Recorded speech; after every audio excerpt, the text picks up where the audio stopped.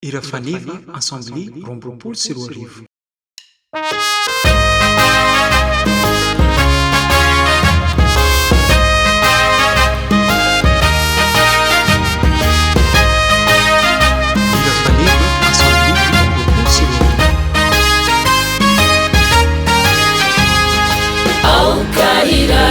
Hamitaniraka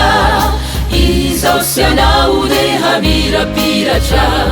ndao samy solon-tenan'i Jesosy Kristy ka hitory ilay fitiavany odory androso hatrany hatrany ijoro mba hoany fa Jesosy miandry anao andanitra Jesosy omeo ny fanahy masina itsangananay hamitahireo iraka 97 FM.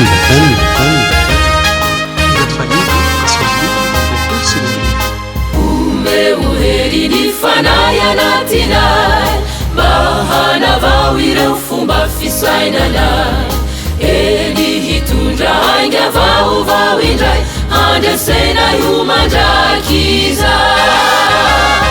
androso hatrany hatrany ijoro mba hoany fa Jesosy miandry anao andanitra Jesosy omeo ny fanahy masina itsangananay hamitahireo iraka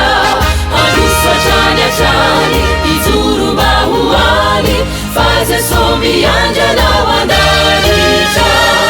Jesosy omeo ny fanahy masina itsangananay hamitahireo iraka itsangananay hamitahireo iraka itsangananay hamitahireo iraka